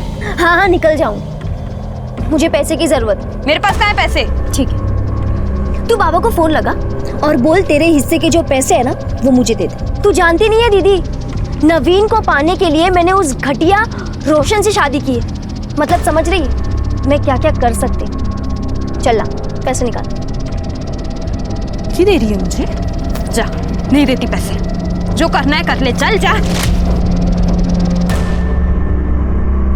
दोनों बहनें गायब थी, दोनों में पैसों की वजह से अनबन हो चुकी थी। क्या ये कारण था उन दोनों में से किसी एक के कत्ल का, या फिर कारण कुछ और था जहां पुलिस अभी तक पहुंच नहीं पाई थी? सावित्री और दिनकर की DNA रिपोर्ट से यह साबित हो चुका था कि कत्ल चित्रा या प्रिया में से किसी एक का हुआ था, लेकिन किसका? और आखिर इसके पीछे की वजह क्या थी? मेरे बच्चे। दूसरी रिपोर्ट से यह साबित हो गया था कि लड़की का बलात्कार नहीं हुआ था, और उसके शरीर में मिली मेल्टेड बुलेट ये बता रही थी कि उसकी गोली मारकर हत्या की गई थी। क्या राइफल याद है? इसी से मारा ना अपनी बेटी को? नहीं मैडम, भला मैं क्यों मारूंगा अपने बेटी को? क्या वजह हो सकती है? अगर तुमने चित्रा को मारा है तो वजह यह है कि तुम उससे तंग आ गए थे, क्योंकि चित्रा अपनी शादी तोड़कर तुम्हारे पास वापस आ गई थी, तुम्हारी नाक कट गई थी। और अगर तुमने प्रिया को मारा है तो उसकी वजह भी हम पता लगा लेंगे। नहीं साहब, मैं सच बोल रहा हूँ, मैंने किसी को नहीं मारा है, आप यकीन कीजिए मेरा। फिर ये राइफल खाली क्यों है? साहब कैसे सांगू तुम्हाला, हमें बुलेट्स घर लाने के लिए अलाउड नहीं है, और वैसे भी ड्यूटी खत्म होते ही मैं बुलेट्स सरेंडर कर देता हूँ। अच्छा, इस कागज में साफ लिखा है कि तुमने 2 एक्स्ट्रा बुलेट्स खरीदी थी, उसका क्या? साहब वो दशहरे के दिन शस्त्र पूजा होती है ना, उस दिन मैं 1 बुलेट फायर करता हूँ। पिछले साल भी दशहरे के दिन मैंने 1 बुलेट फायर की थी। और दूसरी बुलेट सीधे अपनी बेटी पे फायर की है ना? नहीं साहब, वो बुलेट जो है ना, 1 बुलेट वो मैं शिकार पे गया था तभी फायर की थी मैंने। झूठ बहुत अच्छा बोलता है रे तू, लेकिन बैलिस्टिक रिपोर्ट से ये पता चल जाएगा कि तूने अपनी बेटी का मर्डर किया है या नहीं। पुलिस अभी तक इस नतीजे पर नहीं पहुंची थी कि आखिर कत्ल किसका हुआ है, प्रिया का या चित्रा का। केस अंदर ही अंदर नया जाल बुन रहा था, और तभी पुलिस के हाथ इस केस की सबसे महत्वपूर्ण कड़ी लगी, प्रिया का बॉयफ्रेंड नवीन, जो अब तक फरार था। प्रिया की शादी होने के बाद तुम्हारा उसमें इंटरेस्ट खत्म हो चुका था, लेकिन प्रिया सिर्फ तुम्ही से शादी करना चाहती थी, और वो इसलिए तुमसे जबरदस्ती कर रही थी। उससे तंग आकर तुमने प्रिया का मर्डर कर दिया, और उसकी लाश कोई ना पहचाने इसलिए उसकी लाश को जला दिया। ये हमको पता है। अब तुम सिर्फ इतना बताओ कि वो राइफल कहां से लाए थे। नहीं सर, मैंने कुछ नहीं किया सर, और प्रिया जिंदा है। क्या? प्रिया जिंदा है? हाँ सर, और हम दोनों ने शादी भी कर ली है। सर, प्रिया के आई बाबा ने उसकी शादी रोशन से तय की थी। और इसके बावजूद तुमने प्रिया से शादी की? हाँ सर, उसके शादीशुदा होने के बावजूद भी मैंने उससे शादी कर ली, क्योंकि सर उसने जो मुझे दिखाया सर, वो देख के मैं हैरान हो गया था। प्रिया तू काम आज हम आगे लग लिया इस। नवीन, तुम इतना सोच क्यों रहे हो? अब जल्द से जल्द हम भाग जाते हैं, फिर सारी जिंदगी हम साथ में रहेंगे। नवीन, काय झालंय तुला? कुछ बोलता क्यों नहीं है तू? देखो प्रिया, मैं तुम्हारे साथ नहीं आ सकता। तुम्हारी शादी को बहुत दिन हो चुके हैं। नवीन बग, मेरे और रोशन के बीच में कभी कुछ नहीं था, और ना ही कुछ हुआ है। तुम कहना क्या चाहती हो? मैं तुझे कुछ दिखाती हूँ। बग,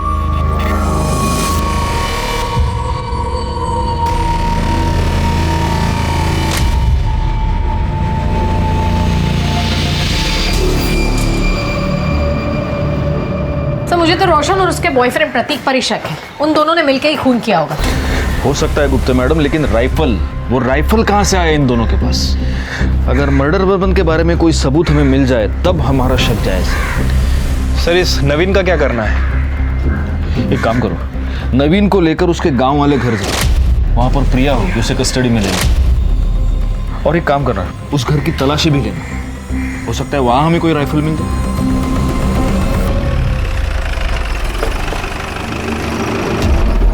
कौन सा घर है? सर वो वाला। नवीन, अंदर चेक करो जरा। प्रिया कहाँ है? कल रात तक तो प्रिया यही थी, लेकिन वो चली गई। कहाँ चली गई? कुछ बता के तो गई होगी ना। हाँ, उसने कहा नवीन का फोन आया था और वो गई। सर, अंदर प्रिया नहीं है। मुझे लगा कि नवीन ने उसे बुलाया होगा। मतलब प्रिया के पास मोबाइल फोन है? जी। तुम्हारा फोन दो। ये फोन कस्टडी में रखो, आज नहीं तो कल प्रिया जरूर इसे फोन करेगी। प्रिया जिंदा है क्योंकि अभी अभी 4-5 घंटे पहले वो नवीन के घर से भागी है। इसका मतलब मर्डर चित्रा का हुआ है। लेकिन प्रिया ने कुछ किया ही नहीं है, तो वो भागी क्यों? हो सकता है प्रिया ने ही चित्रा का मर्डर किया हो, वजह कुछ भी हो सकती है। सर, लेकिन रोशन को चित्रा से प्रॉब्लम थी, क्योंकि उसे लड़कियों में कोई दिलचस्पी नहीं। सर, शहर में जिन लोगों के पास लाइसेंस राइफल है, ये उसकी लिस्ट है।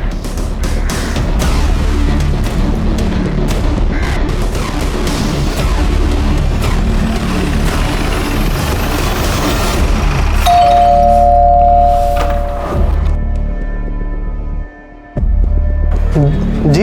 इतना शॉक होने की जरूरत नहीं है।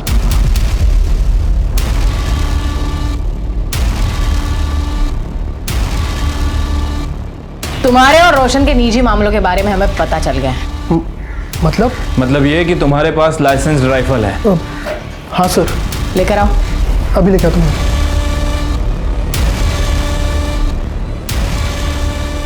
बुलेट्स कहाँ है? हाँ सर।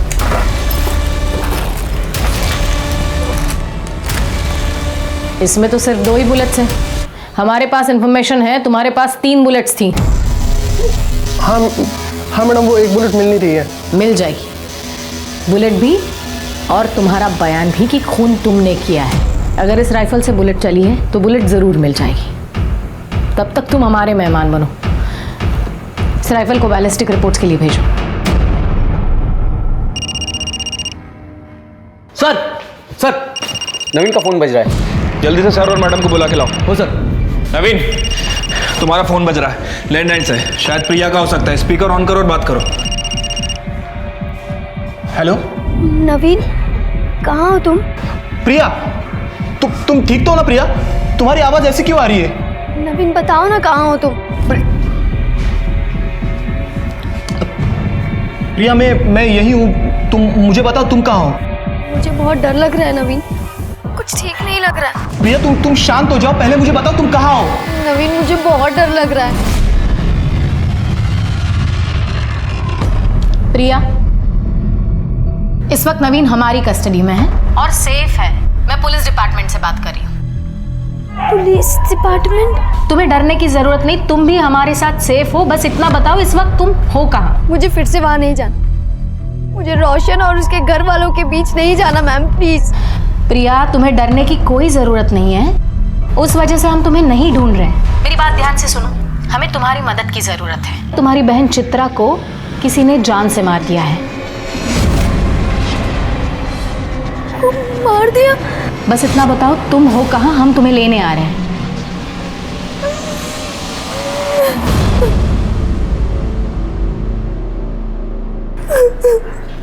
अब हमें बताओ, तुमने चित्रा को क्यों मारा? मैंने ऐसे कुछ नहीं किया है मैडम। मैं अपनी ताई को क्यों मारूंगी? तुम झूठ बोल रही हो। सच ये है कि तुम अंबाजी आश्रम गई थी चित्रा से मिलने के लिए। वहां पर तुम्हारा और चित्रा का झगड़ा हुआ। झगड़ा पैसों को लेकर हुआ था। तुमने चित्रा के पास पैसे मांगे, चित्रा ने तुम्हें पैसे देने से इनकार कर दिया। इसलिए फिर तुमने कॉल करके चित्रा को बुलाया और उसका मर्डर कर दिया। नहीं सर, ये सब झूठ है।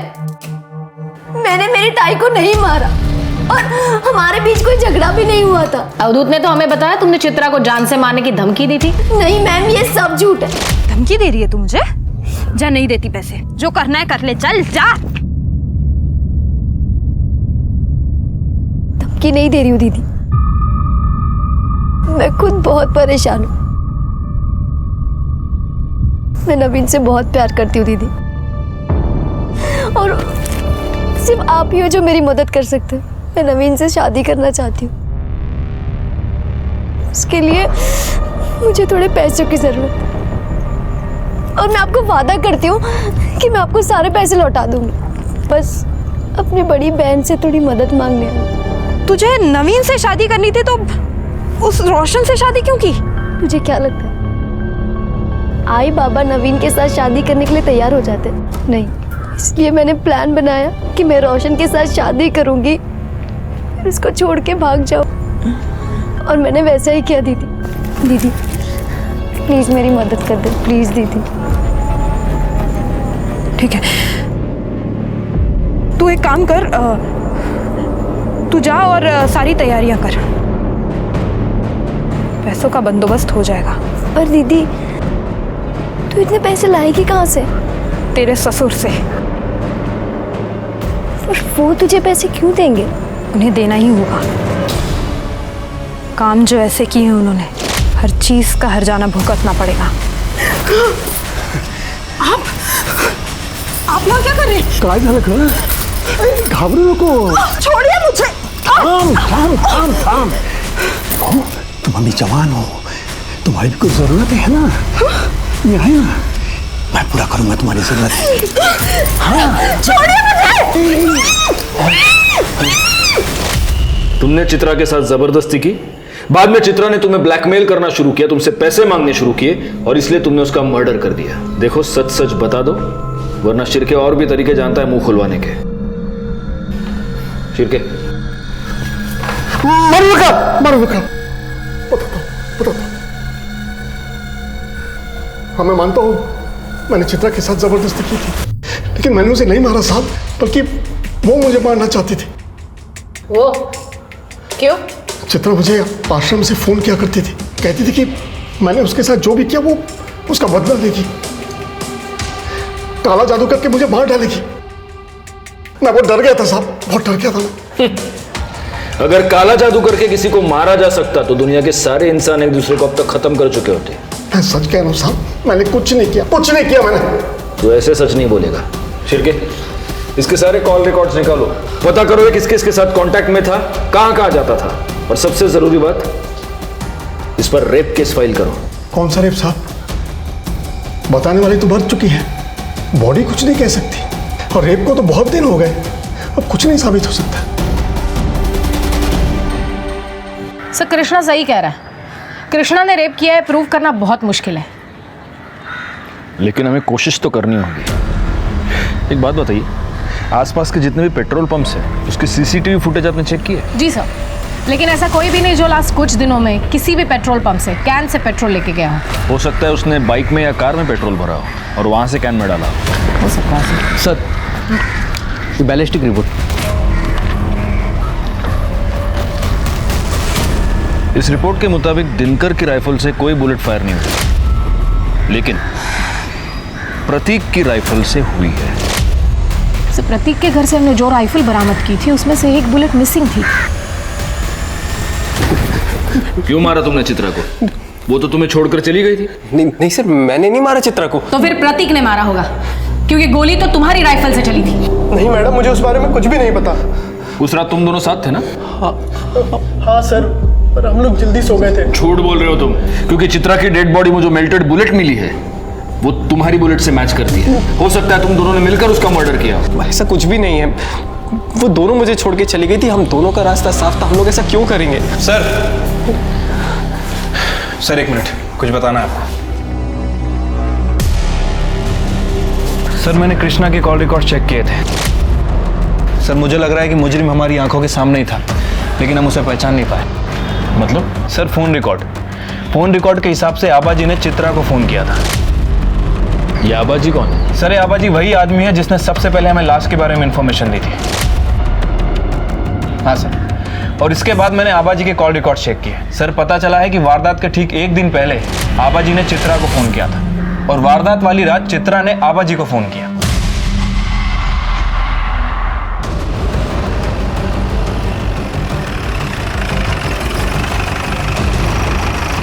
शिर्के, घर की तलाशी लो।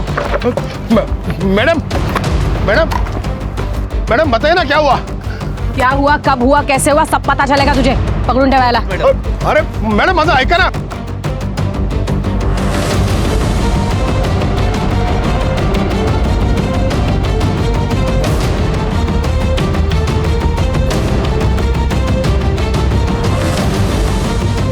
मैम, अंदर एक कैन और पाइप मिला है।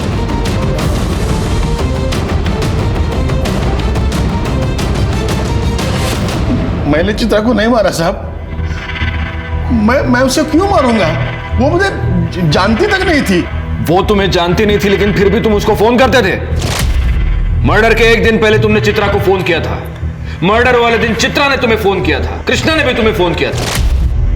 यह सब इत्तेफाक है। इतना ही नहीं, मर्डर वाले दिन तूने अपनी बाइक में पेट्रोल भरवाया, और वो भी फुल टैंक। सीसीटीवी फुटेज में दिख रहा है पेट्रोल पंप की। अगले दिन तूने फिर पेट्रोल भरवाया, और उस दिन तो तू गांव से बाहर भी नहीं गया। 10 लीटर पेट्रोल पी गई तेरी बाइक। हाँ, ये ऐसे नहीं बोलेगा। रिका में सर त्या कृष्णा लगे उन्हें। साहब इन्होंने मुझे फोन नहीं किया था। झूठ मत बोलो, हमारे पास सबूत है कि इसने तुम्हें फोन किया था। आबाजी ने खुद बताया कि उन्होंने तुम्हें फोन करके बताया चित्रा वहां पर पहुंच चुकी है, तुम भी पहुंच जाना। तुम वहां पर पहुंचे और चित्रा का खून किया। खोटे थे, झूठ है साहब। तो सच क्या है?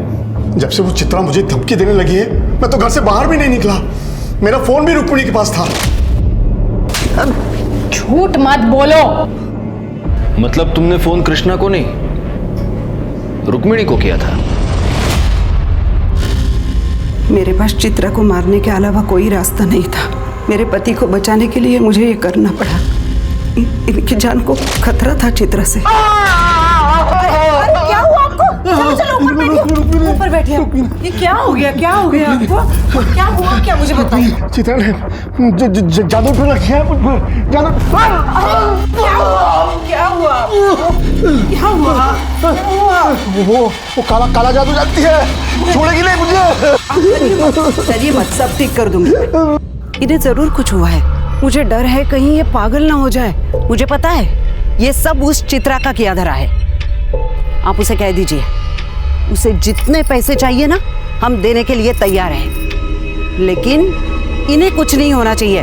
देखो चित्रा, रुक्मिणी जी तुम्हें जितने पैसे चाहिए उतने देने के लिए तैयार है, लेकिन इसके आगे तुम कृष्णा जी को कभी परेशान नहीं करोगी, ना उनसे मिलोगी ना उनको फोन करोगी।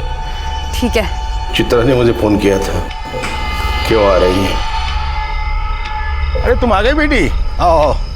नमस्कार काका। नमस्कार नमस्कार। पैसों का इंतजाम हो गया है, वो पैसे लेके आते होंगे, तुम बैठो ना, बैठो। वो आ गई है, तुम लोग जल्दी आओ। हाँ ठीक है। मैं रोशन के कमरे में गई, मैंने देखा रोशन और प्रतीक गहरी नींद में थे। मैंने प्रतीक की जेब से उसके घर की चाबी निकाली और चुपचाप वहाँ से चली गई। बाहर मनोहर मेरा इंतजार कर रहा था, उसके साथ उसका एक दोस्त भी था। मनोहर ने अजय को पैसों का लालच देके इस काम में शामिल कर लिया था। वो देखो सामने बैठिए, सामने। चलो चलो चलो, पकड़ उसे। कौन हो तुम लोग? बंदूक? अरे चलो जाओ। प्रतीक की बंदूक लेके हम वहाँ पहुँचे और चित्रा खुद जान पाए उसके पहले ही उसका मुंह बंद कर दिया और उसे बचाओ! अबे रुक, पकड़ उसे, रुक। गोली की आवाज आबाजी के लिए इशारा था। ये पेट्रोल लेके खेत में पहुंचे। चित्रा का मर्डर भले ही रुक्मिणी ने करवाया था, लेकिन इसके पीछे की सोच हमारे रूढ़िवादी समाज से आती है। रुक्मिणी ने अपने बेटे की होमोसेक्सुअलिटी को छुपाने के लिए उसकी जबरदस्ती शादी करवाई, अपने घर में अपने ही बेटे और अपने पति द्वारा उस पर अत्याचार होने दिया और चुप रही। और जब चित्रा बागी हो गई तो उसे मरवा दिया।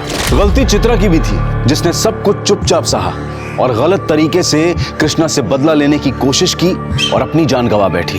ये बात याद रखना बहुत जरूरी है कि बुराई से बुराई पर जीत नामुमकिन है। इंसाफ की लड़ाई सिर्फ और सिर्फ सच से जीती जा सकती है।